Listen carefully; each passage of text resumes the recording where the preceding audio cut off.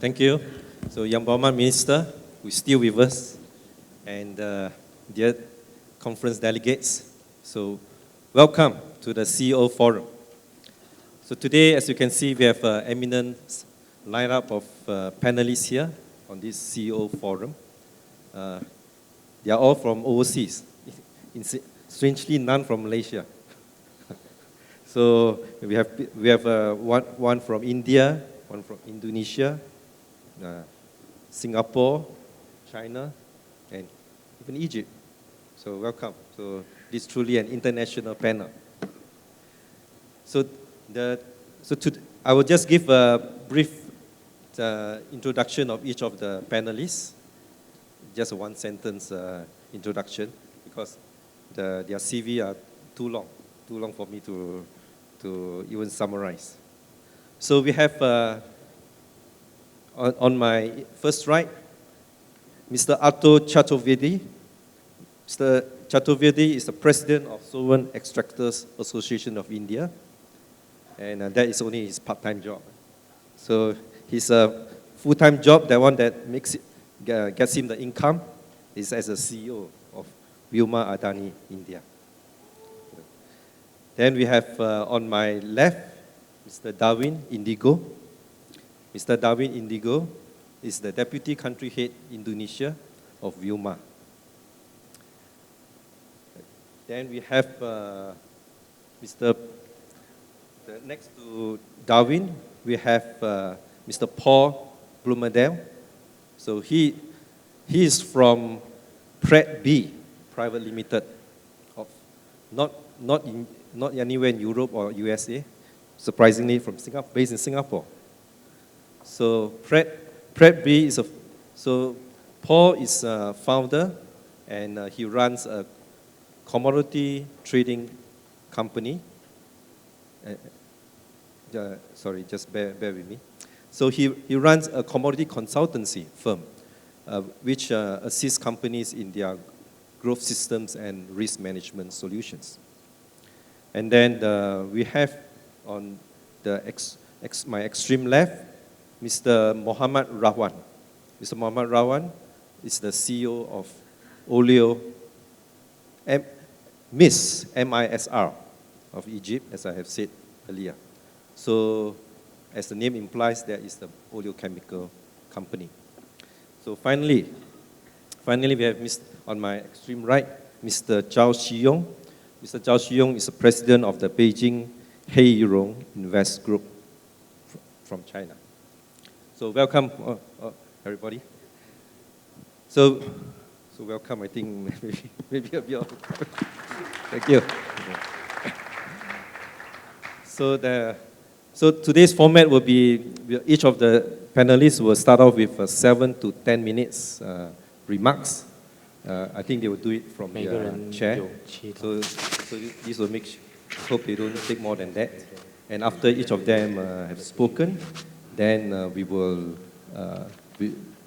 have a question and answer session lasting between 20 to 30 minutes. And so even though the allocated time for our forum is 7 o'clock, but I hope to end this slightly earlier at about 6:45. So without further ado, I will ask Mr. Atul Chaturvedi to give his remarks first. Mr. Atul.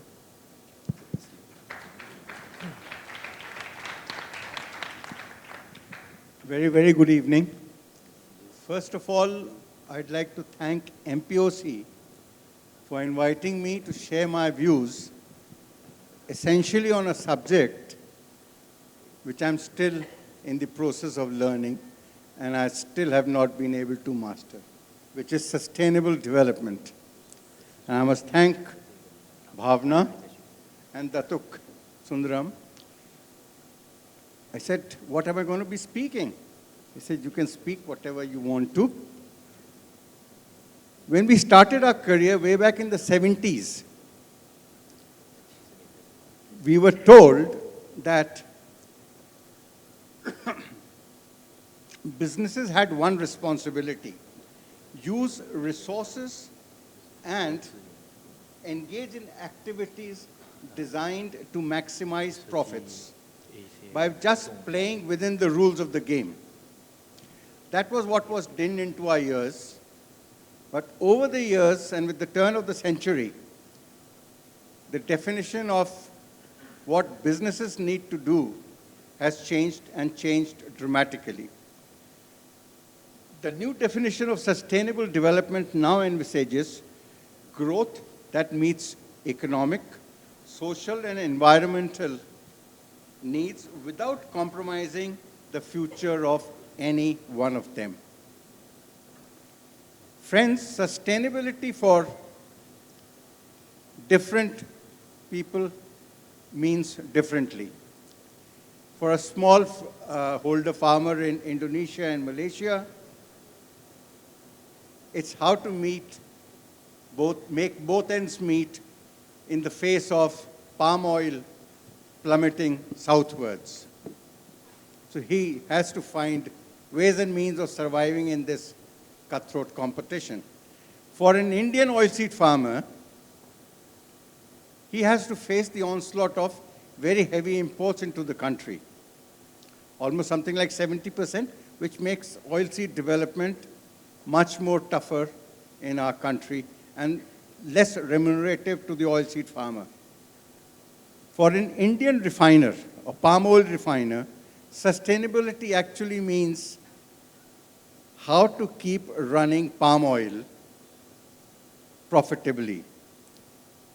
And that is one of the reasons each one has a different sustainability issue. Having said that, we do not say that that sustainability should take a backseat on account of conflicting interests of various stakeholders. However, suffice to say that for a farmer, processor, and consumer in Southeast Asia, the challenges are different than the one faced by the Westerners. One size does not fit all. So what is relevant for somebody from the Western world may not be as relevant to us. Whether we like it or not, sustainability issues can be better tackled on a full stomach as opposed to fighting existential issues. This is a fact. If you just don't know how your next meal is going to come from, and you talk about sustainability, it's a little bit of a disconnect. Over the years, our experience tells us that the big companies with worldwide operations talk about sustainable raw material buying, but when it comes to paying a cent more, they all shirk. So it's more lip service than actual support to sustainability issues. Having said this, sustainability and profitability are not mutually exclusive. As a matter of fact, they are heavily interlinked.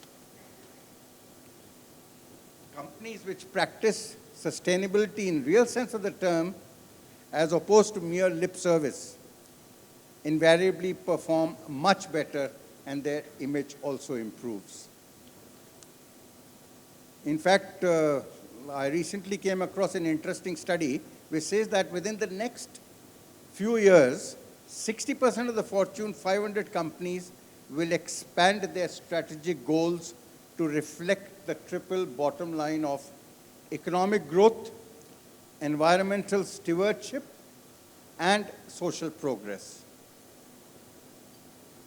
For businesses operating sustainably, the advantages are many. To name a few: reputation, branding, competitive advantage, optimal valuation, and last but not the least, the stock markets also reward companies which practice sustainability in the real sense of the term. For me, one of the biggest issues facing agriculture in our part of the world is how to make it sustainable and ensure that the youngsters stay in agriculture and don't move away. This is an issue in India, and I'm sure this is an issue in this part of the world as well. So the challenge is to make agriculture attractive and sexy for our youngsters, which, if we do not do that, we will find a lot of them migrating from agriculture to other fields. And that's because agriculture is not paying proposition. I would like to add a little on the MSPO, just one line. Malaysia and Indonesia both have introduced their own standards, which is MSPO in the case of Malaysia and ISPO in the case of Indonesia. But I seriously don't think too much of an effort has actually gone into really popularizing it. My suggestion would be, though I'm not competent to give that suggestion, the fiscal incentives work very well as far as any of these initiatives are concerned. If only Malaysia and Indonesia decide to give fiscal incentive in the form of maybe export incentive or 1% or whatever, it can actually do wonders for having MSPO. And I'm sure we can also try and convince our government also to possibly give some kind of a incentive for sustainable oil. Yeah. So I thought I'll put it across with the Madam Minister also here. So this is something which possibly needs to be done. That's all from my side. Thank you. Thank you for keeping to time. So next, I will invite Darwin to give some remarks. Thank you, Dato. Distinguished Minister Kok, Chairman of this session, Dato Lee, and distinguished ladies and gentlemen. I'm Darwin. I'm from Wilmar, responsible for Wilmar businesses in Indonesia. So today I'm here to share our point of view on sustainability and profitability from probably Indonesian point of view. But I think first of all, I would really like to highlight to everybody in this room that palm oil itself is not the problem. It's actually a fantastic crop. If you look at the yield without palm oil, I cannot imagine where is edible oil prices today. Not to forget how it had contributed to a lot of rural area in Malaysia and Indonesia and many other countries as well. Without palm oil, Sarawak and Sabah as well as Kalimantan won't be like it today. So unfortunately, a lot of time, I think the world tend to forget about the good thing about palm oil. The NGOs continue to disturb us, continue to disturb and create very damaging accusation about companies and all those. I wouldn't take that negatively. I would say that had made us a lot stronger. If you compare palm oil industry today compared to like 5-10 years ago, I think we had moved very, very far. I have to say, without all the pressure from the NGOs and the consumer, we might not be moving this fast, you see. We know that even institutional investors are pushing RSPO to strengthen its sustainability standard. And between 2012 and 2015, Norwegian sovereign fund actually divested from 30 palm oil companies because of so-called high-risk contribution to deforestation. So that's a real problem. Even the stock exchange in Singapore is trying to tell all the palm oil listed company in Singapore to publish sustainability report every year. This really, really shows that the world is getting more and more serious about sustainability. I think industries players, including ourselves, had, I think in 2013, introduced so-called NDPE policies, no deforestation, peat and exploitation, that really brought sustainability standard to another level. Because I remember very well, when we were introducing these NDPE policies, a lot of people, especially in Indonesia, thought we are insane.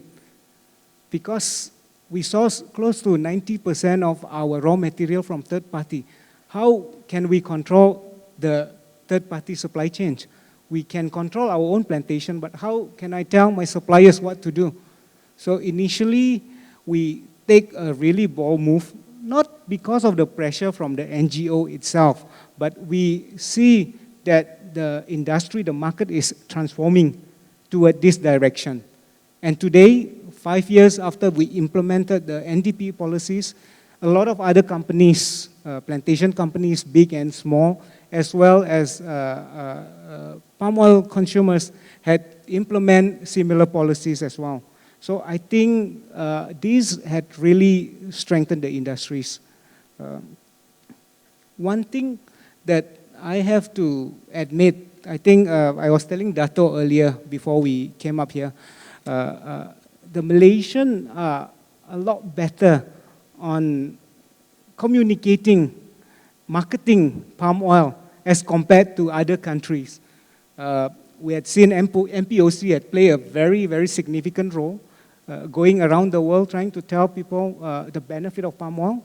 I think that is very, very positive for the industry. And then going forward, I would say that both Indonesia and Malaysia have to work very closely on this. I think CPOPC would be a fantastic platform to work together to promote so-called palm oil as a whole. Despite moving so far from 5 to 10 years ago, there are still a lot of challenges that we are facing right now. I think one of the key issues is balancing between sustainability and smallholders. In a lot of places in Indonesia, I think it's really, really hard to find suitable land for smallholders to grow their palm oil. So if we are not compromising the smallholders, at the end of the day, they will probably lose out. So I think government, together with the industries, have to try to see how we can accommodate all these smallholders to all these sustainability topics. So I think it's really, really important for us to understand smallholders play a very significant role. In Indonesia, they contributed to about 40% of the total Indonesian production. So you want to make sure that they know how to be sustainable as well. Yep. I think that's all from me. Dato, thank you. Thank you. So thank you for your endorsement of MPOC's work. So we'll invite you again next time. So next we'll come to Paul. Well, if it's that easy, I think MPOC is doing a great job. Thank you once again. No, but seriously, I see a lot of faces that I saw this morning as well, so you might have seen my view on sustainability. A lot of people know how I think about it. I've been coming to KL for POC and POTS conferences for over 15 years, and the sustainability part has only been active for about 8 to 10 years, not much longer than that. And I think a lot has happened in the meantime. I think a lot of progress has been made, RSPO leading it. Now you got the MSPO coming on. These are great initiatives, but unfortunately, the mood is still always that it's something that you have to do, that it's a bad thing, that it costs you money. But as you might have seen this morning in my calculation, you actually make money by getting an RSPO or an MSPO sustainable plantation. So it's positive for your cash flow. But the most important thing to me is, why would you want to have sustainable plantations? Because the problem with palm oil is that it has a bad rep. People don't like it. They don't like to see the images that everything goes down. We need palm oil to get a better reputation in the world, and the only way to do that is to take the lead in being responsible and being sustainable and helping it out. It's our kids who need to leave a world behind, right? Sustainability is not a bad thing. If you want to have 8.6 billion people in 10 years from now, or 10 billion people in 30 years from now, you cannot do it if you don't do it sustainably. So you can say, yeah, it's bad for the smallholders or it's bad for the big plantations, I don't think that that should be the question. The question should be is, what do you want to do and how do you want to feed the world? Is biodiesel sustainable? In my view, no. That's the first thing you have to get rid of. But that's a personal thing, right? Here, people are not going to like me for it. Just plant the right things. And my brother-in-law is the executive director of the biggest pension fund in the Netherlands. And although I live in Singapore, I am a European, and I feel for protecting the world. Their investment fund, that's $115 billion, is going to go 100% for only companies that are on the sustainability index. 100% in 5 years' time. If your company is not on it, if it's not recognized, that money will leave. And you saw it already, indeed, what you said with the Norwegian fund. That money is going to leave. RSPO received a letter a month ago for 90 funds representing $6.7 trillion of investment saying, well, if you're not sustainable, we're out. Who cares about investing $2 or $1 per hectare or $5 per hectare or $10 per hectare if that is going to be the future of your demand? Your investors are requiring it. Your clients are requiring it. China announced this week a fantastic thing that they want to go to 10% of their imports based on RSPO oil. That is real demand. There's people there that are willing to pay for it. And if they're not willing to pay for it, maybe as a Malaysia and an Indonesia, we should be saying, indeed, give export incentives or give negative export incentives if you are not compliant to the good oil. Say, okay, we don't care that much about it. Keep the bad oil here and export the good oil at a premium. That's how I would do it. Yeah. So people are talking about why is palm oil being asked for it when the other products are not. Is it fair? The world is not fair, right? Soybeans, they have a much stronger lobby globally. They have the US lobby, they have the Brazilian lobby, they have the Argentine lobby, they have the Chinese demand lobby. That is going to outperform the Malaysian and Indonesian palm lobby by miles. And the only one who's doing a great job, again, is MPOC and MPOA and MPOB. Indonesia should be more strong, and you should work together on it, and get the same message out to the world. And you saw it in Thomas Mielke's presentation this morning. The whole growth of all the food demand over the last few years, only 0.4% of the additional land bank came from palm oil. That's a good story. Tell the good story. Tell other people that palm oil is not as bad. It isn't killing the orangutans. It's not a bad product. It's a golden oil. But instead of taking the negative approach, take the positive approach. And make palm oil something that people want to use. And yes, it's the cheapest oil, and it's the most efficient oil. But don't say, yeah, it's going to cost me a little bit to become certified. That's really how I see it, which is fairly different than most people, I guess. You're free to say what you want. Thank you, Paul. And now we have Mr. Radwan. Please. Thank you, Mr. Chairman.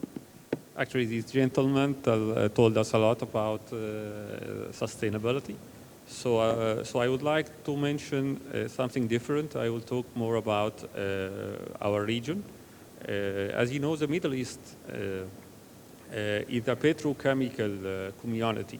So because we are the crude oil and the petrochemical region.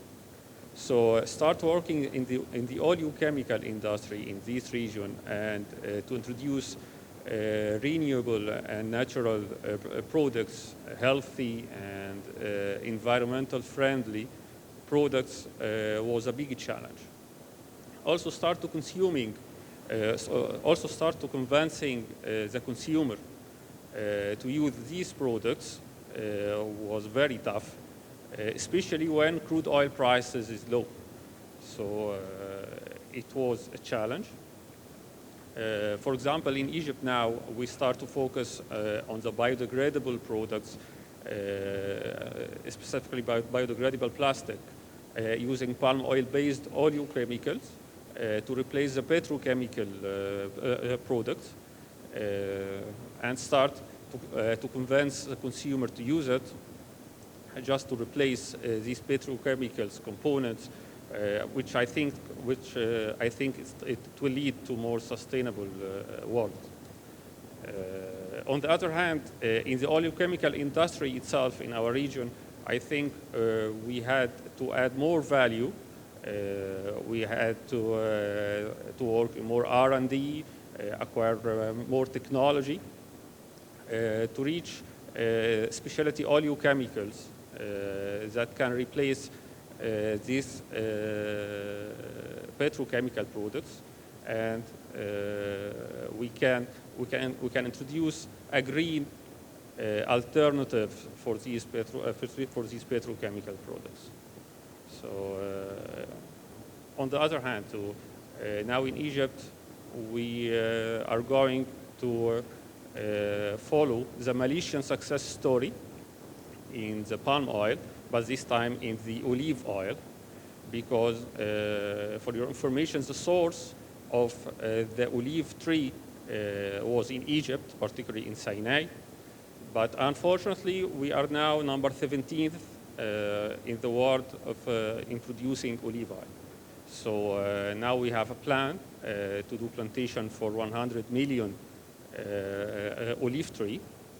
But as you know, and as Malaysia teaches us, it's not about plantation. It's about manufacturing. It's about R&D. It's about supply chain. It's about value chain. So I hope to succeed in this plan and follow the Malaysian success story and reach to be the third worldwide producer of olive oil after Spain and Italy. Thank you, sir. Thank you, Mr. Radwan. So, okay, so now we have the final panelist, Mr. Yong. So, Mr. Zhou will be speaking in Mandarin. So, interpreting for him is Mr. Desmond Ng. So, he's actually the regional manager of MPOC based in Shanghai. So, our regional manager is very versatile. So, besides promoting palm oil, he can also be the interpreter. So, yes. So, Mr. Zhou, please. 非常高兴这一次有机会来参加我们这个 IMPOC 举办的会议，因为在中国来讲呢，这2年跟我们 IMPOC 上海办事处合作做了很多关于棕榈油方面的推广工作。今天也非常感谢有这样一个机会，跟大家分享一下我相关的一些观点。I'm glad. Thank you for MPOC's invitations for me to be here today. In fact, for the past 2 years, I've been working very closely with MPOC Shanghai in organizing some palm oil promotion activities. And again, today, I'm glad that I'm here to share my views at this CEO forum. 谈到这个棕榈油的可持续发展，应当是2年前了，在北京，我记得是有一个棕榈油可持续发展的圆桌会议。当时来讲的话，在北京召开，邀请我去参加。当时我一参加的时候呢，我还不是很理解，为什么一个棕榈油的发展要有一个这样的一个专门的可持续圆桌会议，我当时来讲的话，参加这个会议在北京的时候，我就说过这样一句话，我说如果说棕榈油和棕榈树的种植要讲究可持续发展，那么这样一种要求，类似于像你跟一个很饿的人说，或者很穷的一个人讲。说你不要吃肉，吃肉以后你会得高血压或者是得心脏病一样。Talking about palm oil sustainability on palm oil, this topic, actually, Mr. Zhou recalled that there was this meeting, the first meeting on RSPO in Beijing 2 years ago, that it puzzled him why there's a need in terms of sustainability required in palm oil developments. So, because for him, if palm oil and oil palm tree require such sustainability, is as though that is asking the consumer to not to take meat. If you take meat, then you actually contract high cholesterol. 可持续发展来讲的话，在任何一个国家现在都是在提到了一个日程上，尤其以中国的发展，大家都看到了，这2年来讲，中国在环保方面的投入这么大，而且来讲的话，国家也提出来。这个绿水青山就是金山银山的理念，但是这些理念的建立是建立在中国经过40年高速的发展和人民生活得到极大改善的基础之上提出来的。Talking about sustainability, actually China has also undertaken some of the measure, for instance, the environmental protection policy. Of course, they have now a new concept, but all these things are actually built on after the country has already developed for 40 years, which they have a very good basis on it. 对于发展中国家来讲，首先来讲，提高人民生活的这个人民的生活和提高收入，这个是任何一个政府首先必须解决的问题。人只有来讲在解决了温饱以后，才可以追求更高层次上。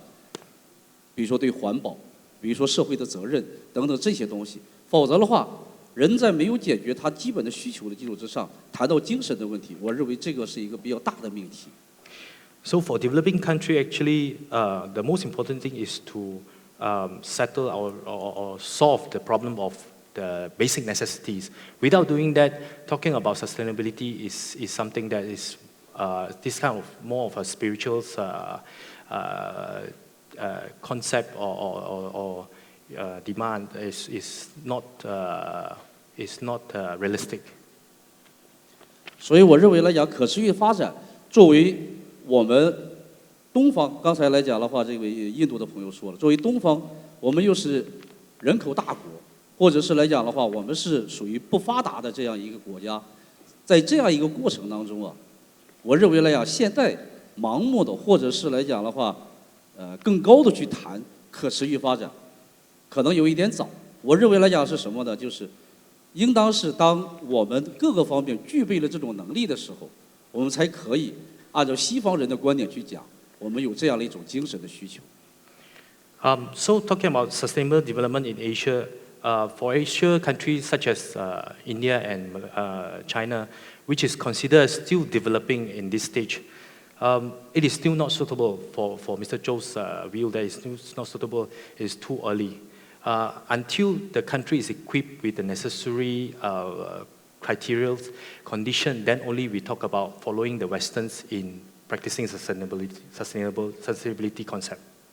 就像10年前，如果你在中国跟所有的中国人谈要加强环保，要做好环保，我相信来讲很多人他根本不接受。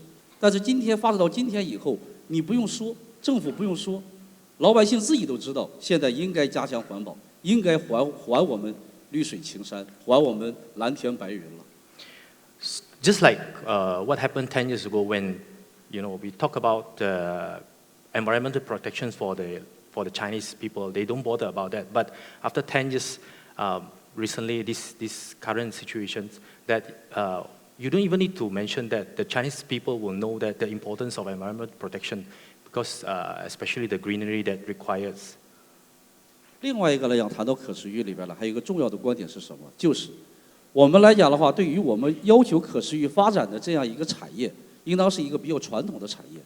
那么来讲的话，如果要想让这个传统的产业可持续，首先要解决的是我们一个产业的升级换代，也就是国家的创新能力和企业的创新能力必须要强，要提供新的发展的岗位和工作的机会，让他们从原来传统的产业当中跳出来，进入到一个新的产业里边去。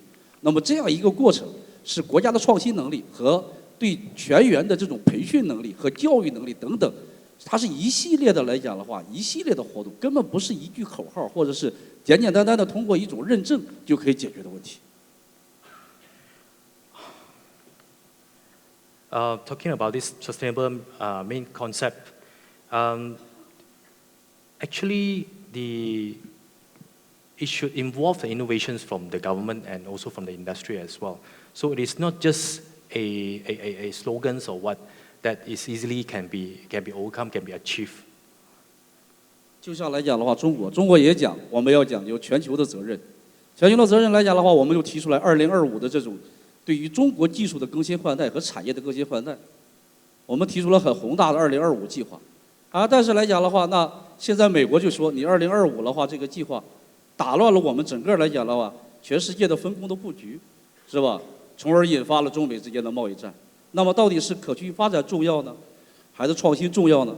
还是满足于西方人的理念重要呢？我认为这个是摆在我们面前的主要问题。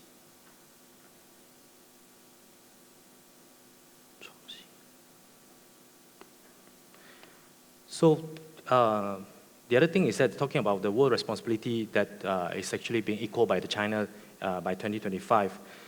Because of this, that the Chinese, the American has sort of like being offended. They say because of your roles, want to take it toward the roles as one of the responsible countries in globally, that has actually affected the entire their distributions of roles in various countries or various regions in the world.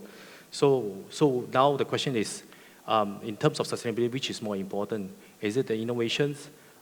Is it the technology upgrades? 还有那个什么，一个是创新，还有个什么呢？生意换代。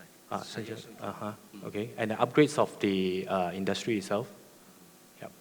所以我认为呢，要总结一句话，就是所谓的可持续发展，来自于我们真正的发展好自己，真正来讲的话，改变了我们的生活，然后我们才可以谈可持续发展。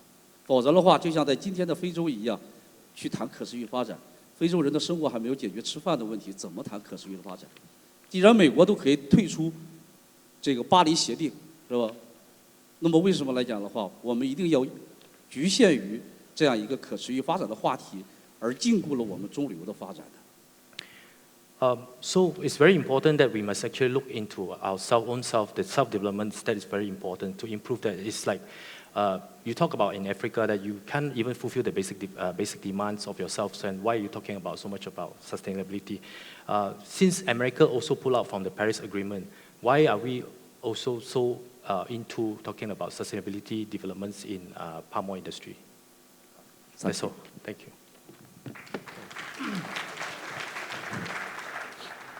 Thank you. So you can see that from what has been presented from the panelists. So we have a view that from this side of my sort of the panel, the view that to go into sustainability, one has to go step by step. So first you have to fill up the stomach first, like what Mr. Atul say, and you have to make the income level of the country go up first, before you talk about furthering the steps of sustainability. So I think you have to take care of your own shareholders and employees' welfare first before you talk about sustainability in the wider world of environment and so on. Whereas on part of this side here, I think they hold a view that sustainability is good business. I think in a way, if I can gather, it may also imply that you should go full into sustainability because it's good business. So I will just put my question in this way.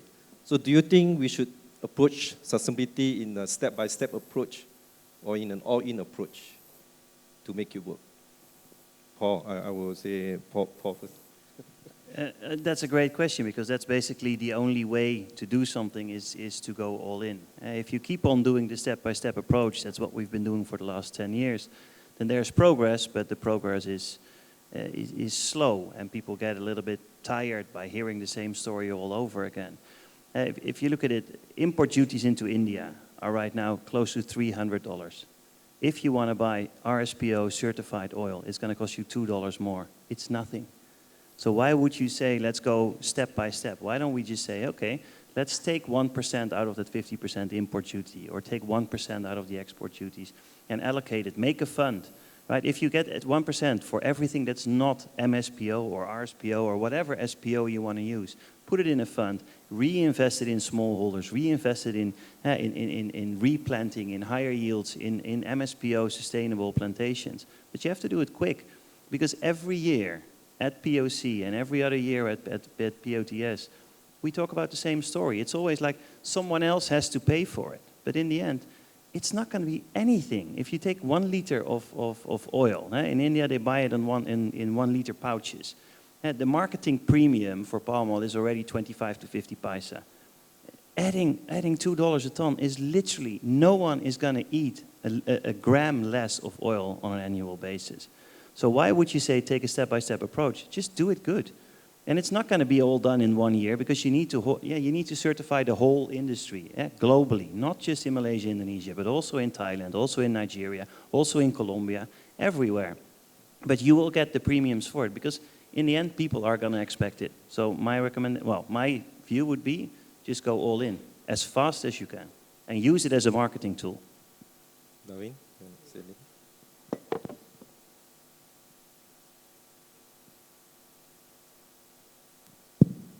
Okay, I think when you talk about step by step or all in, I think first of all, especially for the plantation owners, I think the objective have to be clear.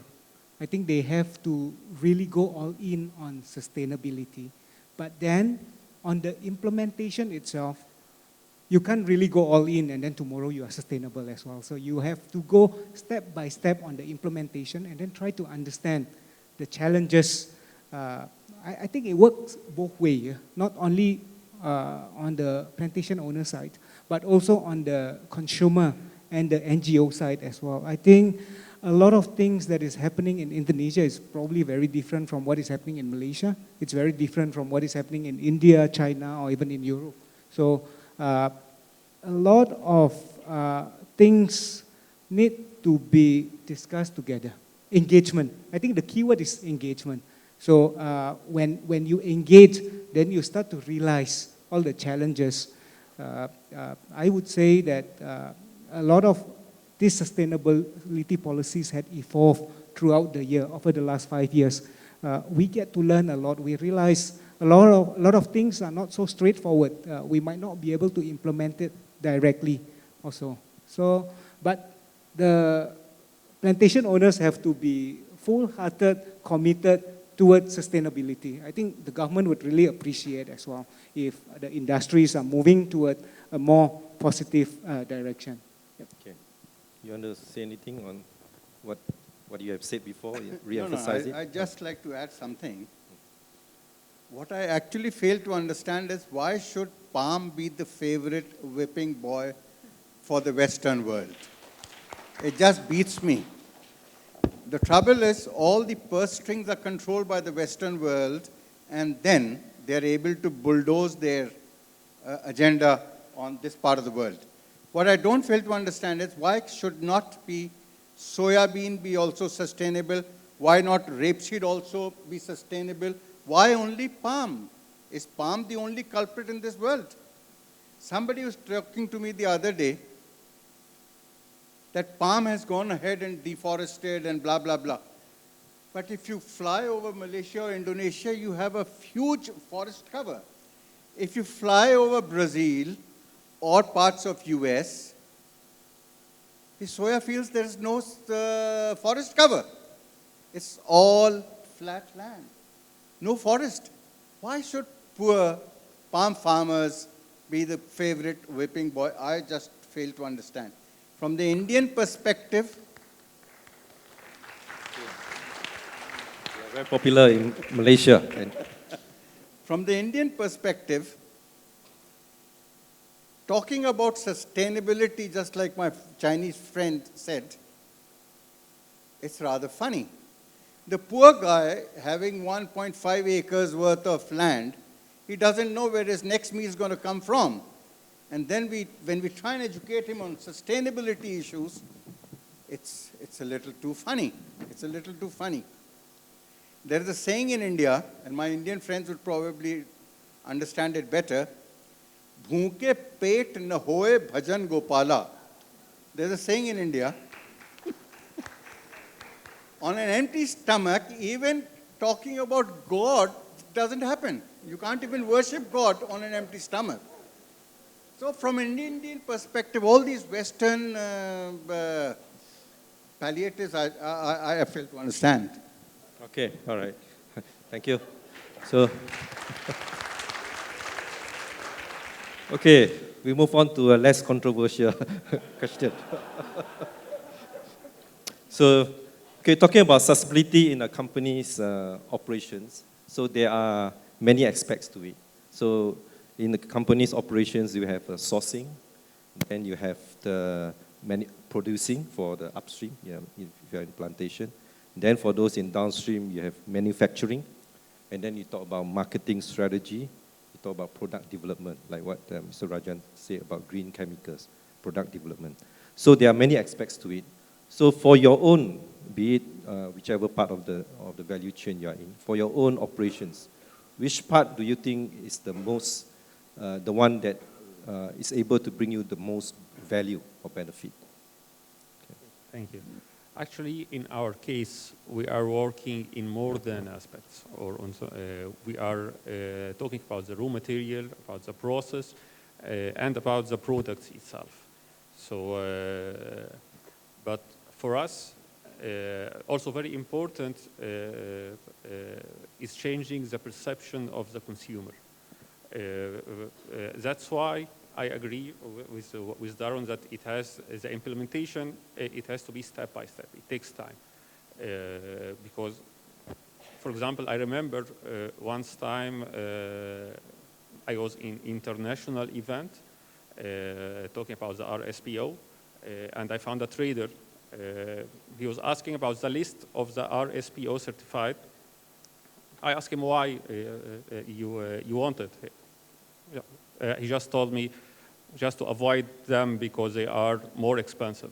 So to make the perception of this community, it takes time. So in our case, we have to work in more than part, in the process, in the feedstocks, and in the product, and in the market also. Thank you. So,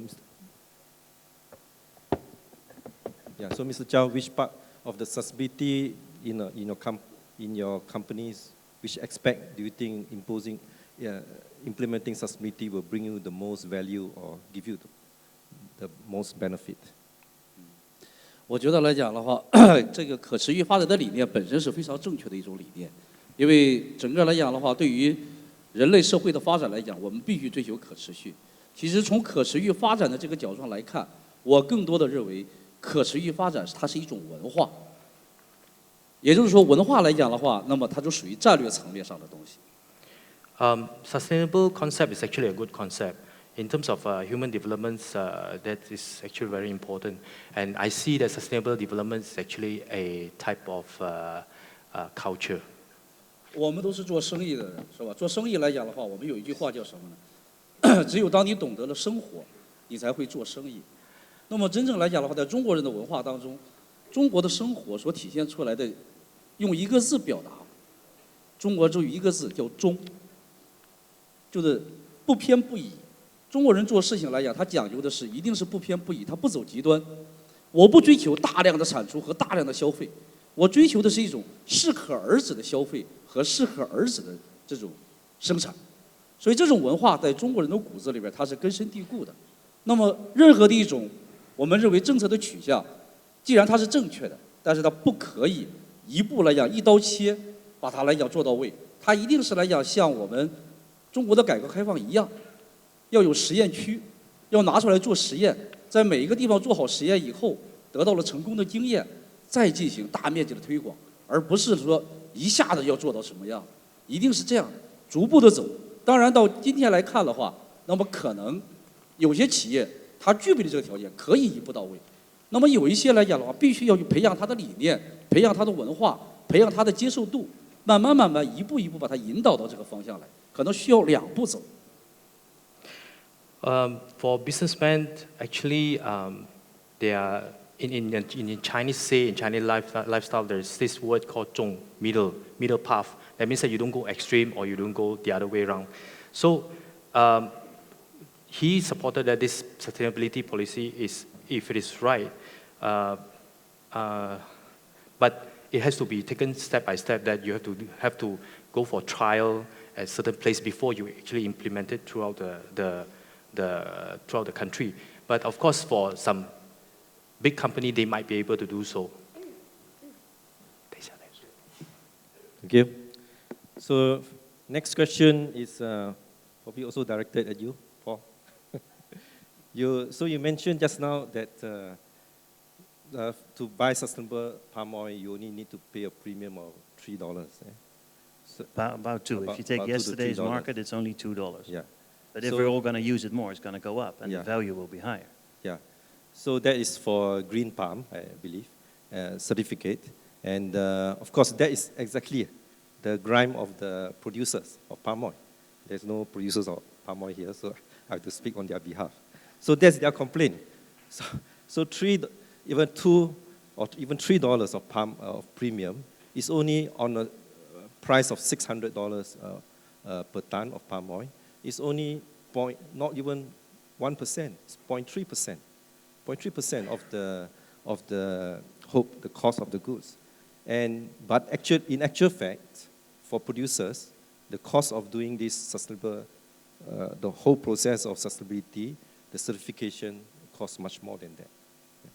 And we also know that for RSPO certified oil, so almost less than half of the certified oil, RSPO certified oil, is taken up by consumers or by the food companies. So what do you say to these companies when, and also, okay, of course you have said it for advocating using more sustainable palm oil.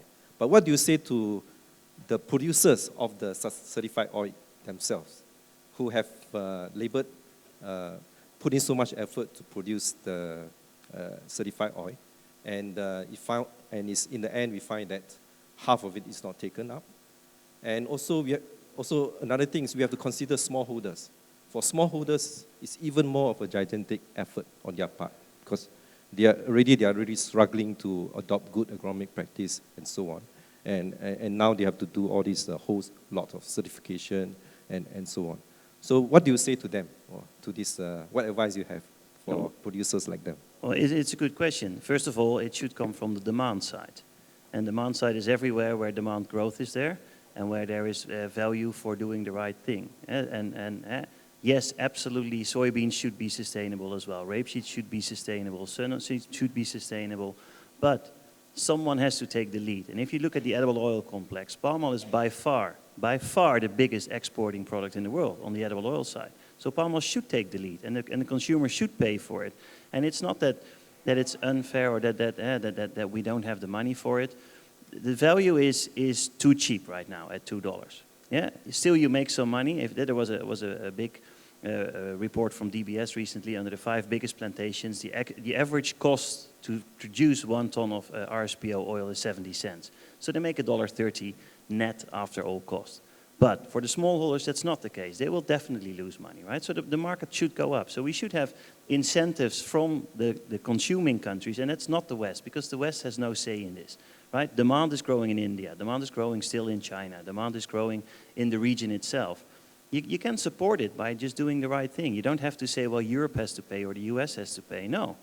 If you have a $300 import duty and you say, as a government, we're going to support this, and out of that $300 duty, we're going to give $5 back to a fund to support our suppliers in the other end of the world, that would help.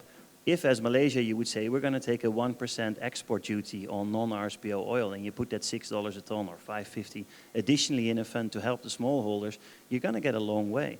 So it's not just to say, okay, the plantations won't make money on it. You earn it back relatively quickly as well. A lot of the banks are no longer accepting it. A lot of the listed companies, they will have shareholders that are no longer accepting it. Your cost of funding will go down by being RSPO compliant.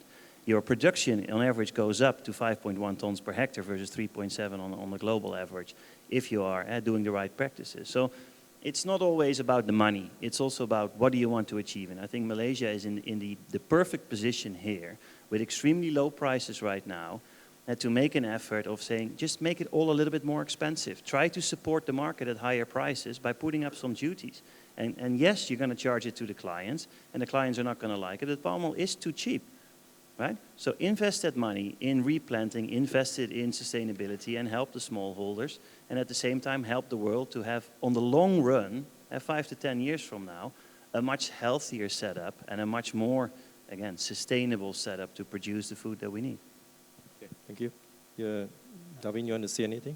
Because doing the traceability also, it itself also is cost money for your operations. I think we have to get the objective very clear. So the true objective from all these sustainability practice is not money.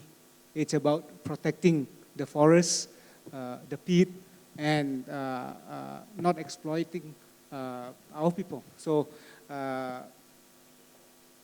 incentive is probably important to begin with, but it's not the main goal, not the ultimate goal, you see. So we shouldn't be putting too much focus on the so-called incentive itself. I would say that we have to remember the root cause of all these problems, and then you have to have the heart to want to protect the environment. So at the same time, you will try to understand the situation at the ground and see how we can so-called compromise and understand each other. I think that's probably the key word. So premium, it's important, but I would say that it's definitely short-term, not a long-term thing. So, yeah. What should Yes. encourage a consumer in India? He's talking about India and China, which is probably the biggest consumers of palm oil in the world. No consumer in India is bothered whether it's a sustainable oil or it's a non-sustainable oil. The only ones who are bothered are the European companies operating in this part of the world. So the average Indian consumer who actually buys the oil, he's not bothered, and he's not willing to pay a cent more. So why should somebody go the whole hog? At this point of development, as far as our part of the world is concerned, so our part of the world needs to go up in terms of the development index, and then all these things would automatically fall in place. We will also become more European than the Europeans. Okay, all right. You want to say anything? Okay, so MSPO, just now, Mr. Atul, you mentioned it as something that is good, that Malaysia should push forward. Now, MSPO is a government-administered certification scheme. And then, of course, you have other schemes which came earlier, like RSPO and ISCC, which are industry-driven initiative. So what is your opinion? The pros and cons, which certifications, which type of certification schemes do you think is better? The government administered or the private industry administered? As far as MSPO is concerned, it's got to be a government-sponsored one. Why should somebody from the other part of the world be imposing their standards on Malaysia or, for that matter, Indonesia? It's got to be Malaysian standards for the Malaysians. And as far as Indians are concerned, if it's an MSPO certified oil, why not? We are all for it. So you are going to be very popular in Malaysia. You know? One more thing which I wanted to put across on this is, on the incentive front, my suggestion to the Malaysian, and I'm not competent to give that suggestion, just a suggestion, what you can possibly do is jack up your export tax by 1%, and whosoever is MSPO compliant, he can continue to be at the old taxation rate in terms of export tax. So you don't lose money, and gradually you will find the growers getting more and more compliant, MSPO compliant. That's my suggestion. So Okay. your revenue loss is also not there, and it goes the whole hog. Same like Indonesia. Yeah. So, Mr. Chow, maybe I want to ask your opinion. So, from your user side, do you have a certain preference for between, let's say you're going on certification scheme, do you have a certain preference between the government administered one and MSPO is one of them, and versus, say, RSPO or ISCC, industry-driven initiative?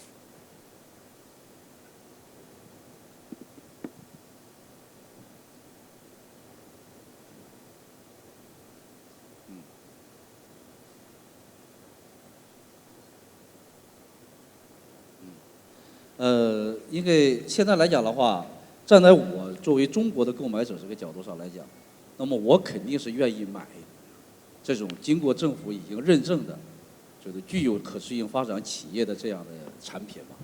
因为对于我们来讲的话，现在刚才我们新加坡这位专家他讲了，增加3个美元的问题。其实现在来讲，买一个产品，其实增加的这个费用，我认为它不是我们考虑问题的一个出发点。增加这个费用来讲的话，它本身只是一个形式而已。重要的是来讲，这个形式的背后，我们真正要的是什么？这个很重要。As a Chinese buyer, Mr. Zhou would prefer that, more prefer that the MSPO sustainable certified palm oil. Actually, referring to Mr. Paul, mentioned about additional $3 premiums on sustainable palm oil. Actually, this is not a big issue. It's not a big issue, but more importantly, what is the objective behind this?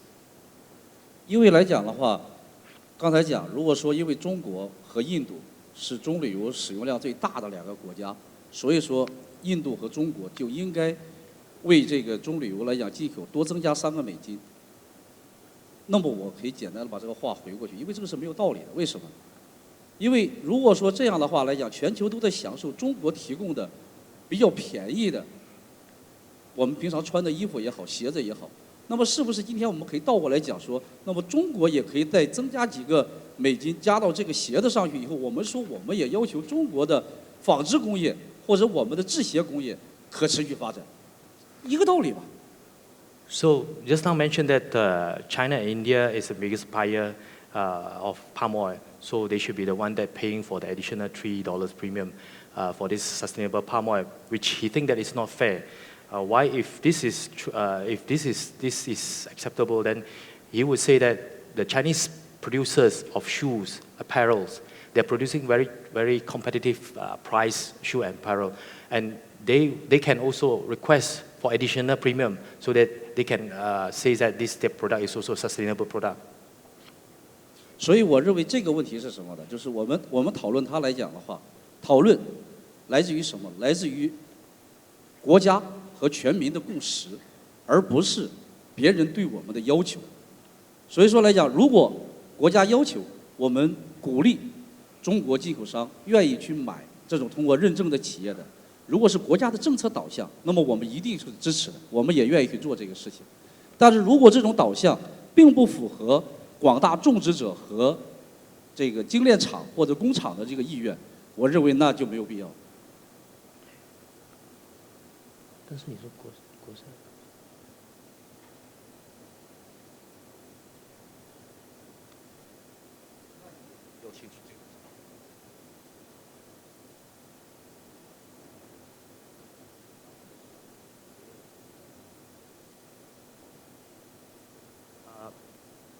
Okay, the main questions here is that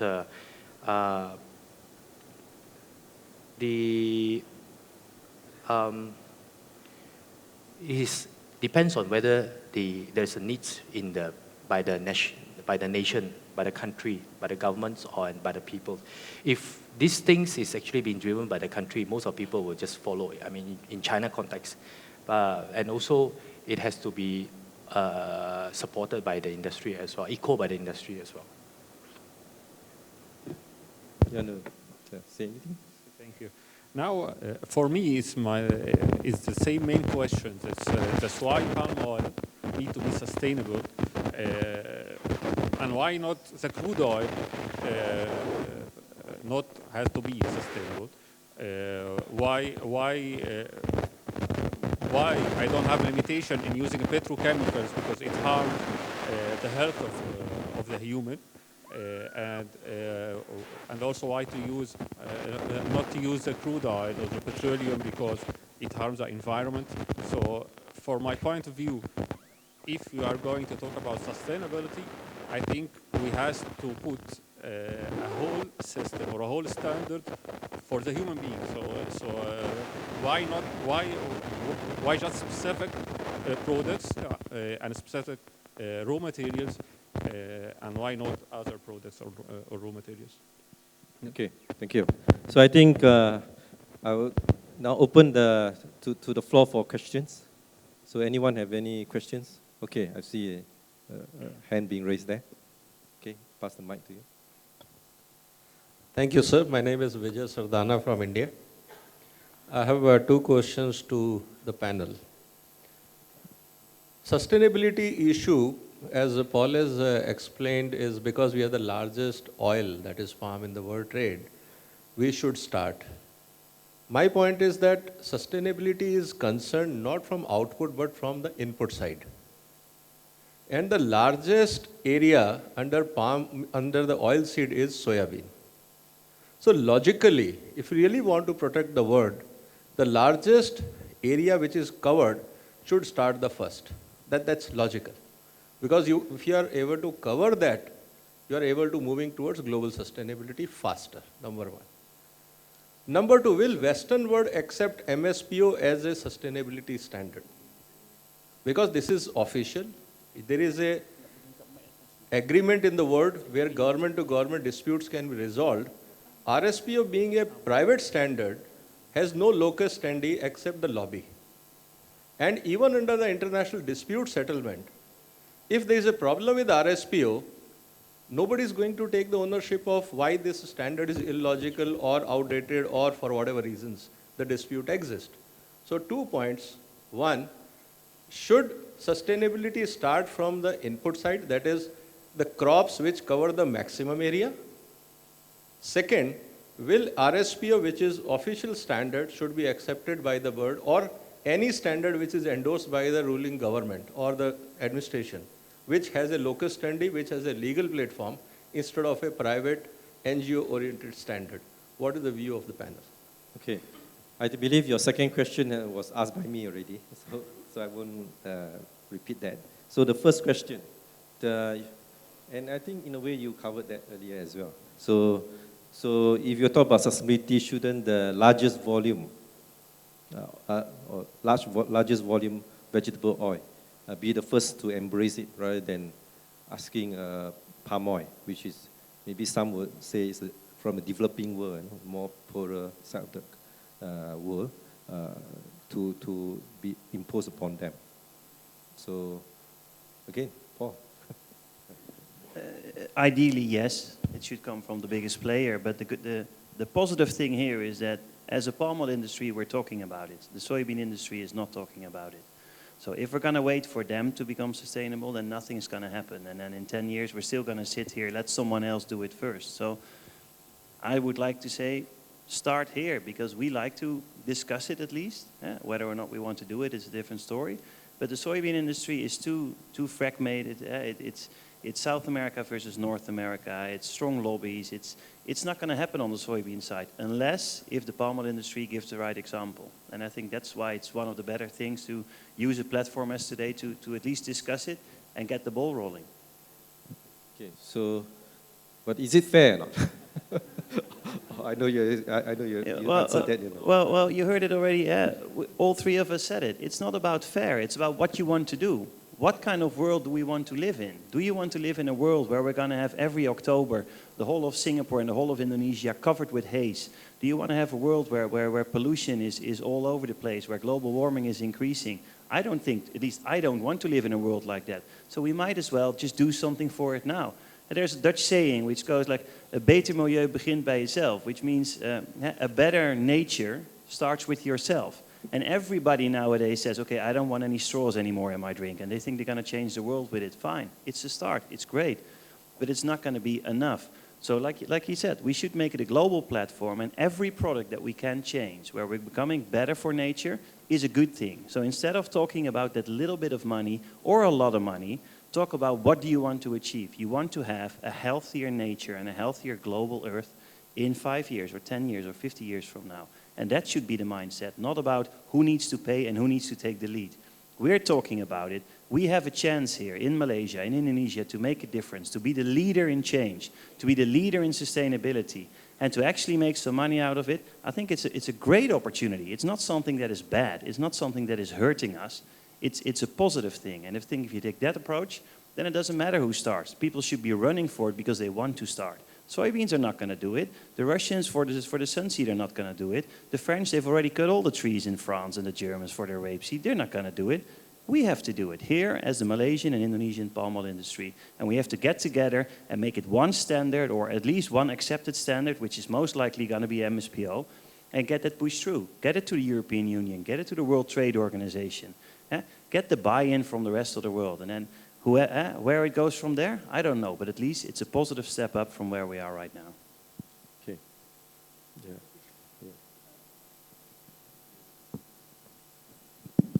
Yeah. I'm actually very touched with Atul's comment on this topic, sustainability. If I get you correctly, you are saying that you are all fine actually. If the European don't want to buy, we'll continue to buy from you. You don't have to do anything. in a way. But that's very good. I think that really should open a lot of people's eyes, because if you put a standard that is so high, that is so difficult for them to, for the producer to implement, at the end they'll just give up. They say, okay, forget about US or Europe or all this demanding market. I will just focus on India, maybe China, as well as the domestic market. Let's burn more domestically. In fact, yesterday, Indonesian government just come out and say that they will be burning additional, I think, 1.5 million ton for the next 3-4 months. So I think both sides have to compromise, have to really try to understand what is happening on the ground. Because if you really push the industry too far to the corner, they'll just give up and walk out from the room. And then everybody lose. We won't be able to achieve our ultimate objective, and basically everybody lose. So it's very important to compromise. Yeah, I think there's a good point you have raised. So should it be like should it be done in stages according to the income, the affordability of the income level of the country, the capability of the players, and even the complexity of the operations? Because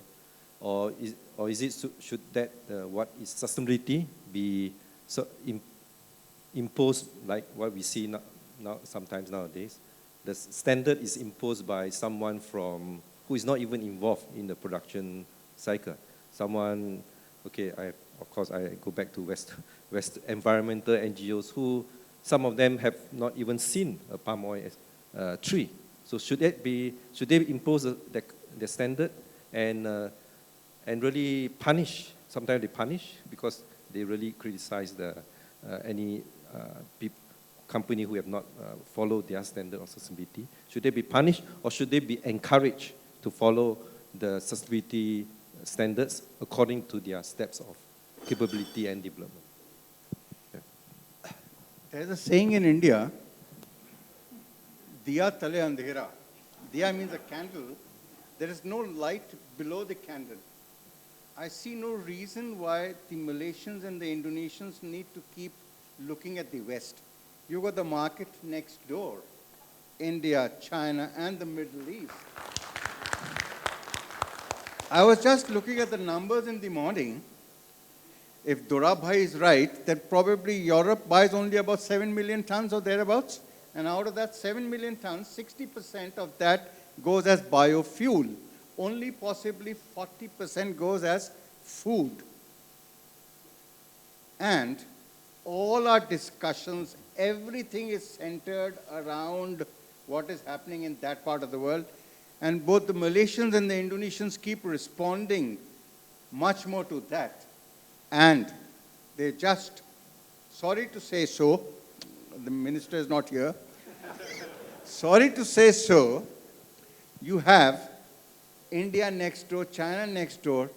Not many marketing efforts have been done in our part of the world, which is possibly a much bigger sustainability issue for palm in this part of the world. If you look at the Indian numbers, palm consumption has stagnated in the last 8-10 years at, give or take, 500,000 tons here or there, at around 9 million tons. So that, for me, is a bigger issue for the suppliers from this part of the world. Palm, I was just talking to somebody very senior here in the industry. Correct me if I'm wrong, you are the chairman. I am told the amount of money which MPOC spends for handling marketing efforts in Europe is close to about 50 ringgits per ton.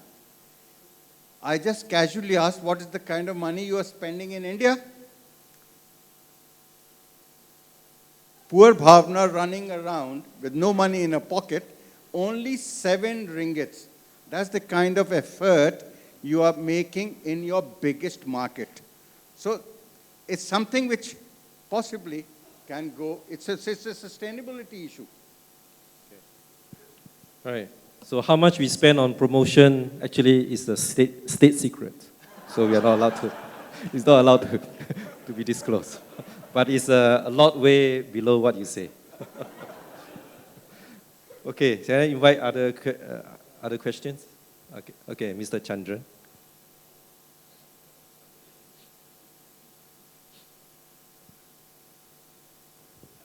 Thank you, Dr. Chairman. Can I just change one perception that is out there, Mr. Atul? There is a sustainability platform for soy. It's called the Roundtable for Responsible Soy, set up in Iguazu in Brazil. I was there at the time when it was set up because they followed the RSPO. Now, I'll tell you something interesting. The reason why they don't call it Roundtable for Sustainable Soy and it is responsible soy is because the NGOs objected and said soy is not sustainable because it is GM. Now you understand. Because it's genetically modified, they said it is not sustainable. We debated for 3 hours to find the right word, and it was responsible soy. Now, in case you didn't know, there are 61,000 tons of soy which is certified in India under RTRS. And some of your big companies who are members, who are producing soy, are members of the Roundtable, okay, from India. So my question to you is this. You have a number of MNC companies in India. I'll say a few of them, including Cadbury, Nestle, Hindustan Unilever, Britannia, etc., who are all buying RSPO certified oil, including Godrej International. Okay? Are they prepared to buy MSPO oil or not? That is my question. Or ISPO oil. And are you prepared to pay a small premium for it? Because these companies are paying a premium for RSPO oil. So will you do the same? Will the Indian companies will do the same for MSPO and ISPO oil? That's I see no reason why it shouldn't be happening. And the proof of the pudding is in eating, not in just talking about it. So once MSPO comes into play, there's no reason why they should not be buying. And if they are not buying, how will they be sourcing? MSPO is already available. I mean, you heard the minister that millions of hectares which has already been certified and MSPO oil is already available, but India is not buying MSPO oil as such. I mean, that is my point, you see. You are not giving recognition to MSPO or ISPO. No, MSPO, RSPO, or ISPO, or whatever. As long as the buyer of our oil is willing to pay me a cent more, I am willing to walk the extra mile. Contrary to what Paul says, if a consumer of my oil or the palm oil which is being manufactured in India, if he's willing to pay more, I'm willing to walk the extra mile. But he's not, and I am not differentiated. The only differentiation is, okay, I'll buy from you because you are RSPO compliant. And let me tell you, we are all RSPO compliant, and even then I'm saying this. That's true. Okay, my second point is to Paul, Dr. Chairman, is that, I mean, thanks for your comments. You know, you did congratulate MPOC for the good work they're doing. And, you know, we have a very good story to tell as far as the palm oil industry is concerned, because it is a 100-year-old industry here. It's more than 150 years in Indonesia. And that is sustainability at its best, you know, to be there for over 100 years. But what would you suggest is the communication strategy that we need to adopt to change the perceptions out there? Are we doing it the right way, or there is need to be a change in the communication strategy? You know, that's what I would like to ask you. My final point is to Darwin. You know, Wilmar is the biggest trader of palm oil, and you have been a long member of the RSPO and supporter. And yet you went beyond RSPO to NDPE. Now, why was that? What was the reason for making the decision to go beyond RSPO to NDPE? Thank you. answer. Yeah, thanks a lot. That's an extremely complicated question, but it's the right one to ask. What should be the communication? I think so far the combined palm industry has always been reactive. If someone, often coming from the West, said something bad about palm oil, they reacted saying, well, that's not true, or we don't want to do it. I think if you have really a 50 ringgit per ton marketing budget, right, use it wisely and go out there and present it for what it is. It is a very sustainable and the most efficient oil product in the world. It is a good product, so, but the whole perception is bad, and it might be in Europe, it might be in India. In India, you can also do a marketing round, right? Make people aware of what's going on, that it's not just a bad thing, but there's an incredible growth in a very sustainable way taking place in both countries, and give it a positive spin. Instead of being reactive, just tell people about the advantages of palm oil. And yes, that might mean that you're going to have a fight with the soybean lobby, because they're going to say that you're doing a bad thing, and you're going to say the same thing against them. But on the longer run, it's the fact that the facts that matter, and the facts are that palm oil is, from a nature point of view, a much better and much more efficient product than soy or rape. So turn it around. Just hold on. So I think that was a very good question. So okay, instead of defending and attacking, so some advice about what is the good communication strategy to communicate the sustainability of palm oil. How should Malaysia do it? Do you have any opinion? So.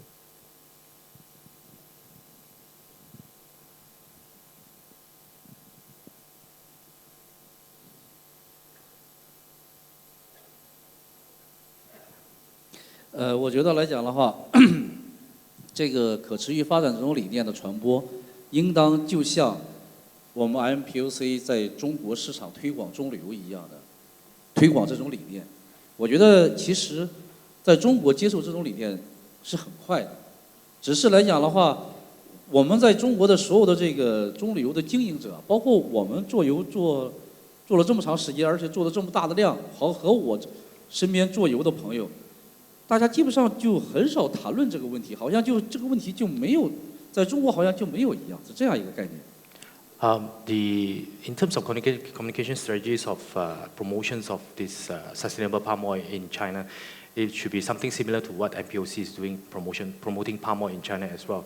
But unfortunately, among all the players in China, this sustainability issue has never really been discussed before among them. 因为在中国的话，这个可持续发展圆桌会议，他们会跟中粮谈，会跟中储粮谈，但是中粮和中储粮呢，他很少跟客户去谈。这样的话呢，只是中粮和中储粮知道有这样一个事情。那么但是来讲的话，作为普通的经营者和消费者，并不知道可持续发展这个中旅游的这样一个要求。 So this RSPO normally will only discuss among all the GLC, the state-owned company like COFCO and Sinograin. But unfortunately, COFCO and Sinograin never channel all these things and further discuss this among the other players as well. So, so the private sectors and the consumers are also not aware about this. 所以这个工作来讲的话，如果说是我们政府，比如说马来西亚政府愿意让中国来讲的话，更多的人接受。 我们可持续发展的这样的通过认证的企业的产品，那么我觉得，在我们的每一次这个 MPOC 举行的中国的这个研讨会上，只要给出1-2个小时或者1个小时的专题发言，那么我认为大家来讲的话，就慢慢的会接受。但是来讲的话，如果目前来讲的话，因为你买了认证的这个企业的油比没有那个认证的企业的油要贵，那么中国的贸易商他还是不接受。 So if Malaysian government want Chinese to get to know more about sustainable concepts of palm oil, sustainable certified palm oil, actually we can actually take advantage of every time an MPOC organizes a seminar, we should spend 1 or 2 hours to share the views and talk about this sustainability. And sooner or later, this issue will be spread among all the major players and they know about it. But if you say that you want the buyers to pay extra premium for the RSPO certified palm oil, most buyers will not buy will not pay for it. 因为政策方面没有这个方面的引导，是吧？主要是因为政策，中国的政策里边没有引导中国的贸易商或者生产者说你要使用可持续发展的棕榈油。Because this is mainly because there's no policy in by the Chinese government that encourage or to force mandate the use of RSP sustainable certified palm oil. Okay, all right. Yes, Atul. No, for a change, I agree with what Paul said. Palm has largely been reactive in its marketing approach.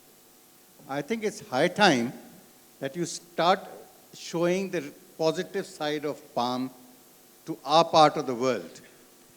In fact, every time you read something about palm, it's a reaction to what has appeared in some European paper, and then you find people defending. My take is that palm in India and possibly China as well needs to be marketed in that country. For long years, palm in India has been considered as a PDS oil meant only for the poorer section of the society. The goodness of palm is just not projected properly. So it's important that we market palm, and we are talking about a few dollars here, a few dollars there. We tend to forget that palm is actually selling at $100, $150 discount to soft oils. Why should that discount be there? If properly marketed, you will start getting the premium, and you might actually end up selling at the same price. Maybe today what I'm saying looks a little far-fetched, but it's important that this aspect is seriously taken care of. Not necessarily you talk about sustainability in India, because that might not sell, but you need to talk about the goodness of palm, and which it is. Thank you. We look forward to that day of equal price between palm oil and soybean oil. And since you now agree with Paul, so we'll move on to the last question for the forum, and then we'll wrap up.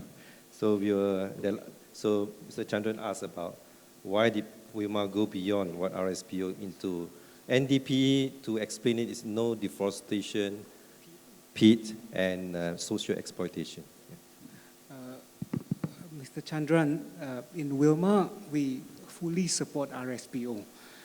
To start with, it's actually a very, very fantastic platform. You have nearly everybody inside that. Unfortunately, because of that, you are getting a bit too complicated.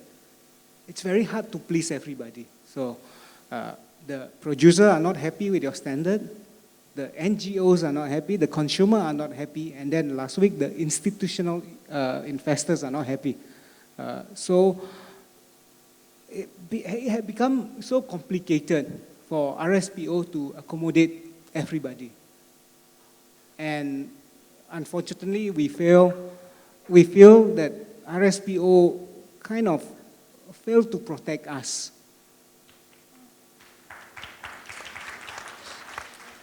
So we don't have any choice. We have to so-called protect ourselves.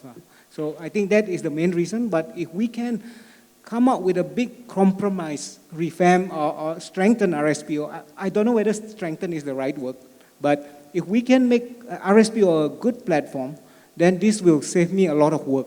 Because for any grievance that is listed with RSPO, we'll respect RSPO so-called decision, and then we won't do our own NDP policies. It's only for cases where RSPO failed to cover, then we don't have choice. We have to have our own internal team to address all those issues.